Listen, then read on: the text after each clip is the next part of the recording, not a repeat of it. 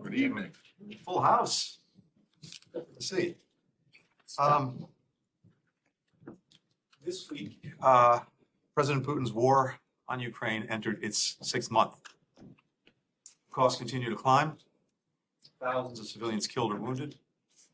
13 million Ukrainians forced to flee their homes.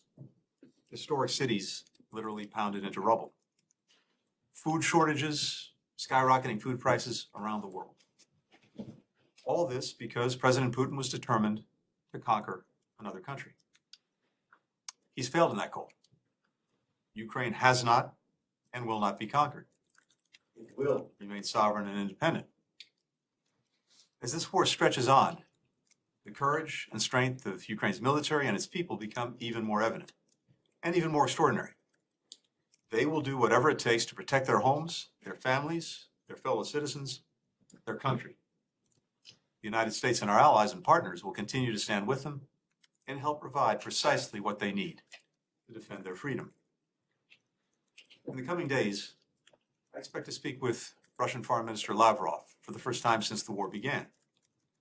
I plan to raise an issue that's a top priority for us: the release of Americans Paul Whelan and Brittany Griner, who've been wrongfully detained and must be allowed to come home. We put a substantial proposal on the table weeks ago to facilitate their release. Our governments have communicated repeatedly and directly on that proposal. And I'll use the conversation to follow up personally and, I hope, move us toward a resolution. I'll also raise the matter of the tentative deal on grain exports that Ukraine, Russia, Turkey, and the United Nations reached last week. We hope this deal will swiftly lead to Ukrainian grain being shipped again through the Black Sea, and that Russia will follow through on its pledge to allow those ships to pass. This has been the focus of the world's attention for months, including a few weeks ago at the meeting of the G20 foreign ministers in Bonn, where one foreign minister after another urged Foreign Minister Lavrov and Russia to stop blocking the grain. So this agreement represents a positive step forward. That said, there's a difference between a deal on paper and a deal in practice. Hundreds of millions of people around the world are waiting for these ships to set forth from Ukraine's ports and for millions of tons of grain and other crops to reach world markets. The Kremlin signed this deal to look reasonable to the world. Without any intention of following through, we'll know that soon enough. I call Foreign Minister Lavrov will not be a negotiation about Ukraine. Any negotiation regarding Ukraine is for its government and people to determine. As we said from the beginning, nothing about Ukraine without Ukraine. Beyond these developments, now that we've reached the half-year mark, let's take a step back and consider the state of the war and what we expect to come next. In the Donbass region, where Russia concentrated its forces after failing to take Kyiv this spring, the fighting remains intense. The modest progress that Russian troops have made there has come at huge cost to both lives and materiel. Meanwhile, Ukraine is using all its defensive capabilities to hit back hard, bolstered by the more than $8 billion in security assistance from the United States since the beginning of this administration. As we look ahead, what the world has heard recently from Russia's leaders is raising new alarms. Last week, Foreign Minister Lavrov said that the Kremlin's goals in Ukraine had expanded. Now they seek to claim more of Ukrainian territory beyond the Donbass. This is the latest in a series of evolving justifications and ever-shifting goals.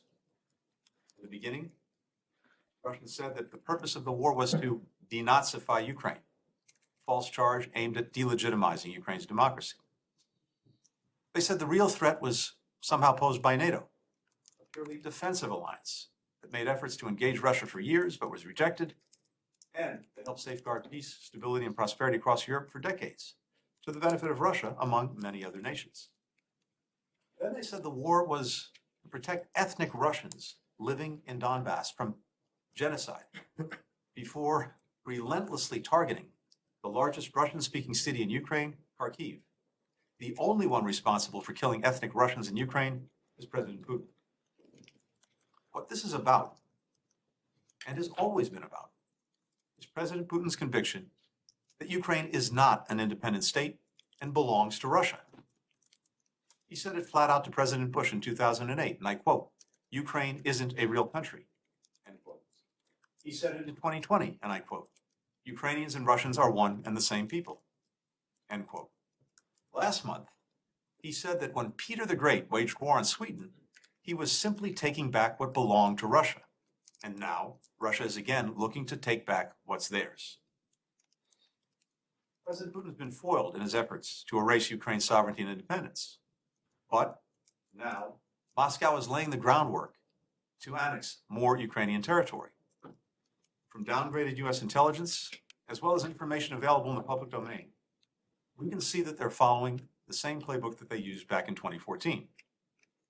They're installing illegitimate proxy officials.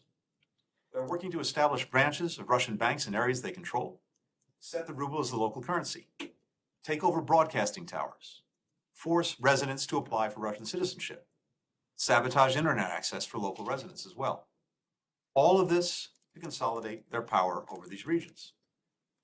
Our intelligence also shows that Russia is using filtration centers in eastern Ukraine and western Russia to detain, to interrogate, and in some cases abuse thousands of Ukrainians.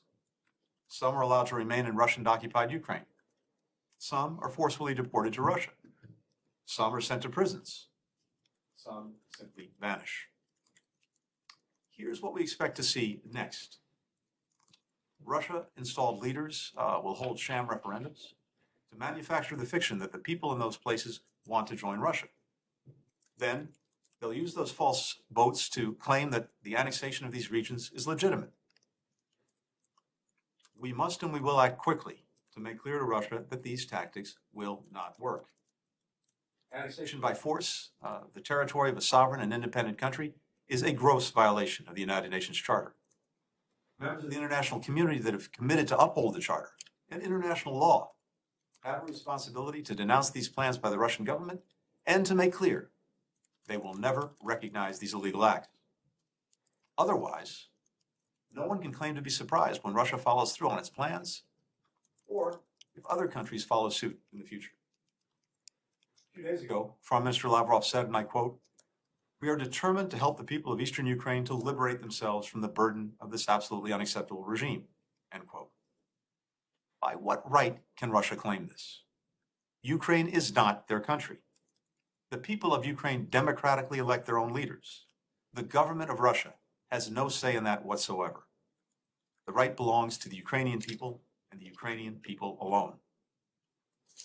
Despite these deeply troubling developments, we should not lose sight of the broader picture.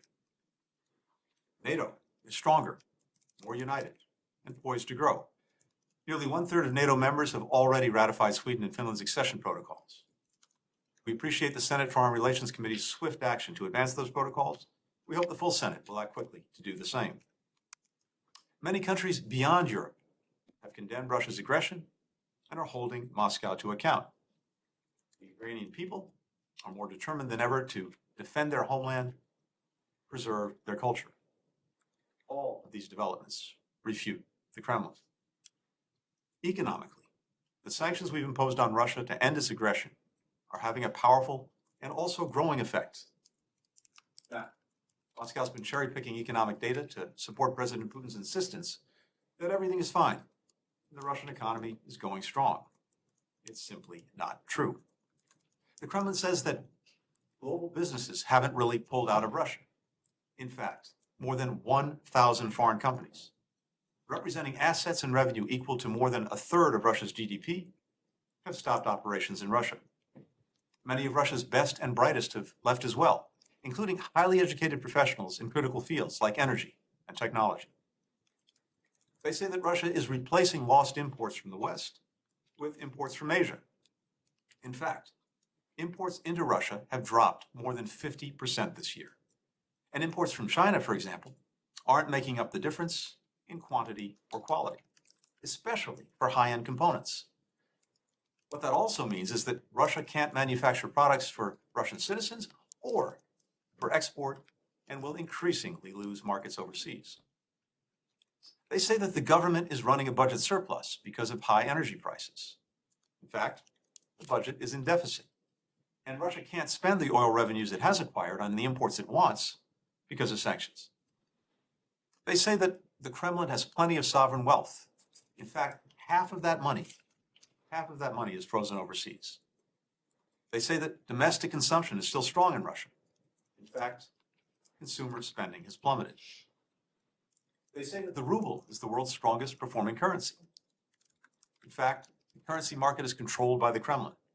Russian households are restricted from converting rubles to dollars. The ruble is trading at a much lower volume than before the war. So, though the Kremlin is working hard to paint a picture of economic stability, the facts show otherwise.